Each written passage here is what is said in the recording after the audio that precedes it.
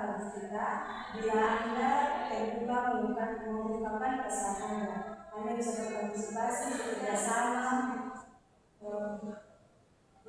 menyelesaikannya bersama. Ya Bu, saya sangat membutuhkan bantuan itu. Ya baiklah. Sebelumnya kita perlu memahami alur kerjasama kita. Saya sebagai konselor dan kamu adalah konseling saya. Selama proses konseling ini, saya berharap Anda dapat membuka hati dan perasaan Anda untuk saya memahami benar apa sebenarnya yang Anda rasakan dan ingin Anda selesaikan dalam konseling. Saya akan menjalin kerahasiaan pembicaraan kita dan berharap bahwa Anda dapat menemukan makna positif dari pertemuan konseling kita. Baiklah, saya dapat memahami bahwa ada beberapa hal yang ingin Anda diskusikan hari ini. Jika Anda sudah siap, kita bisa mulai diskusi kita. Ya Bu, memang ada beberapa masalah antara saya dan orang tua saya. Itulah mengapa saya berada di sini sekarang. Sebenarnya saya malu membahasnya. Saya merasa tidak pantas untuk menyampaikannya pada orang lain. Jadi Anda merasa sedikit kurang nyaman untuk membahas masalah seperti itu bersama orang asing. Baiklah, saya memahami. Ya, tapi saya memang kesulitan mengatasi masalah ini sendiri. Ya, saya dapat memahami pikirannya. Kalau boleh memilih, saya tidak ingin membahasnya bersama orang lain. Namun demikian saya memahami bahwa saya perlu masukkan dan sudut pandang orang lain. Baiklah, saya rasa memang di awal saya selalu mengatakan bahwa memang terasa sangat kurang nyaman untuk berinteraksi dengan orang asing, terutama untuk masalah yang sangat pribadi seperti itu. Bahkan saya pun tak bisa memprediksi bagaimana perasaan Anda saat ini. Saya telah bertemu banyak orang yang merasa kurang nyaman hingga perlahan mereka mulai lebih terbuka dan santai untuk bercerita. Semoga setelah beberapa waktu Anda merasa lebih santai untuk berada di ruangku. Saya setuju. Ya, bagus itu. Kita lihat saja nanti bagaimana ke depannya. Ya, saya belum pernah melakukan konseling sebelumnya. Namun atas saran saya, maka saya mengambil langkah ini. Betul. Oke. Tadi Anda bilang suka menyelesaikan masalah Anda sendiri dan melakukan segala sesuatu sendiri.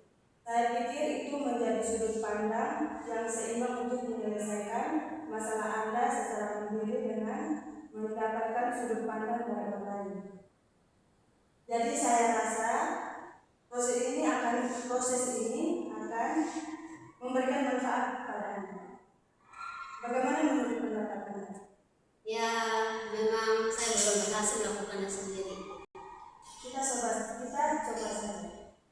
Ya, mungkin bisa memberi Anda sedikit pencerahan. Oke. Jadi agar saya lebih memahami situasi Anda, ada baiknya Anda ceritakan dulu apa saja yang Anda alami hingga saat ini. Pada awalnya hubungan saya dengan orang tua saya baik-baik saja. Terkadang saya melihat orang tua saya kehilangan kendali diri atas saya. Biasanya saya berpikir bahwa hal ini sudah biasa terjadi dan mereka menyadari perilaku mereka. Tapi akhir-akhir ini kondisinya agak berbeda. Mereka sering marah-marah dan kehilangan kesabaran dan ini cukup merasakan saya sekarang. Karena saya khawatir berpengaruh terhadap hasil belajar saya dan kondisi saya. Oke. Jadi kalau saya ringkas, orang tua Anda menjadi lebih sering marah, tapi Anda masih bisa meredakan dan menenangkan emosi mereka. Tapi belakangan ini orang tua Anda menjadi lebih mudah tersinggung dan emosinya menjadi lebih mudah meledak-ledak dan Anda mengkhawatirkan pengaruhnya kepada adik Anda dan Anda. Ya, saya baru kelas 2, saya belum tamat. Hasil belajar saya sewaktu kelas 1 ya masih masih bisa saya terima meskipun tidak semeram waktu SMP dulu. Sedangkan adik saya masih SD dan dia akan sangat sulit nantinya jika dibesarkan dengan lingkungan seperti itu.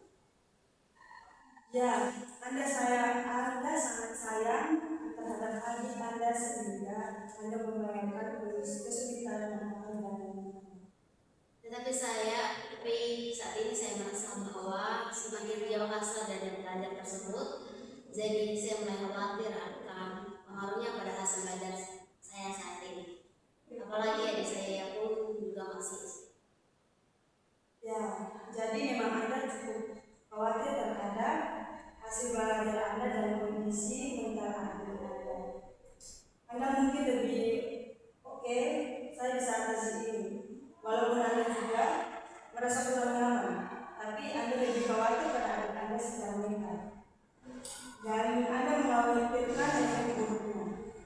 Setiap hari Anda habiskan untuk menunggu bila tiba-tiba ada ledakan emosi dari orang tua Anda. Benarkah seperti itu?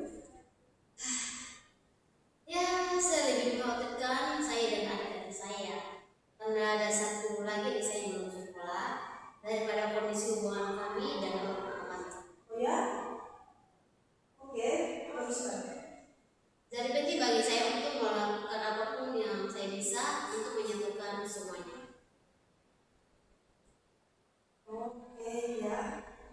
Bagi saya semua itu untuk menyelamatkan mereka, tapi perhatian besar saya pada adik yang belum sekolah, karena sebelumnya ada beberapa kejadian ketika dia ada bermaksud yang mendatangkan kemarahan dari bapak saya, dan sejak itu saya merasa sangat khawatir. Saya terkesan dengan upaya Anda untuk memperhatikan adik-adik Anda. Dan Anda ingin mengutamakan mereka.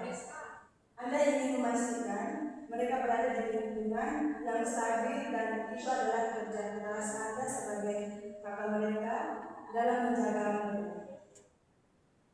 Saya hanya ingin memastikan bahwa saya masih bisa berguna bagi mereka, adik-adik saya.